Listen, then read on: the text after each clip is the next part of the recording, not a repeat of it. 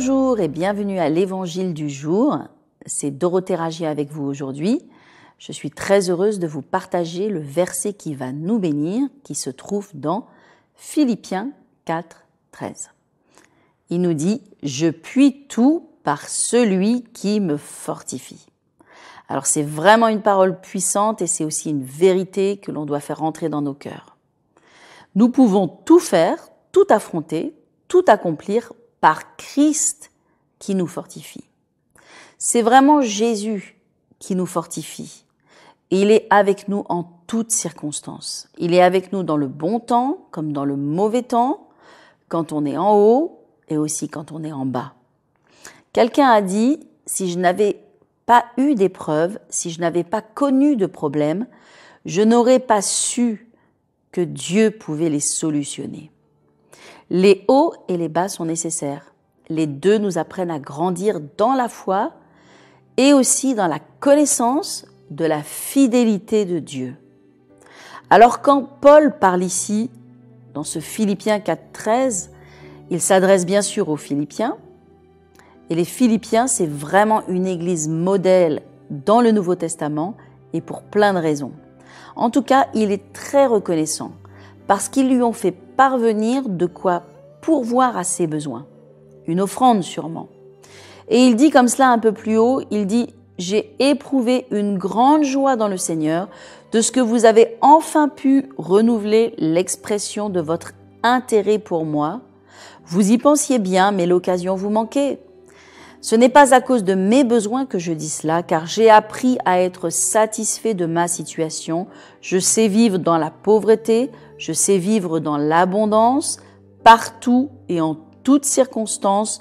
J'ai appris à être rassasié et à avoir faim, à être dans l'abondance et à être dans le besoin. Et il dit, voilà le verset 13, « Je peux tout par celui qui me fortifie. » Amen. Donc il est reconnaissant de ce qu'ils ont pris le temps de le soutenir. Et il dit comme cela, « Cependant, vous avez bien fait de prendre part à ma détresse. » Il explique en fait que si personne ne l'avait soutenu, de toute façon, il dépendait de Dieu et qu'en toutes circonstances, il allait puiser sa force en Dieu. Il avait déjà connu la faim, la nudité, le manque, le péril pour la cause de Christ et Dieu l'avait toujours secouru. Alors cette parole, elle nous encourage, nous aussi, aujourd'hui. Premièrement, à nous appuyer davantage sur Jésus. Et quels que soient les orages, les batailles, les tempêtes, savoir que Dieu est là et que tout ira bien et qu'il va pourvoir et qu'on va y arriver. Et puis aussi, cela nous encourage à nous souvenir de l'œuvre de Dieu et à soutenir les projets de Dieu, les hommes et les femmes de Dieu, comme le Saint-Esprit nous le montre.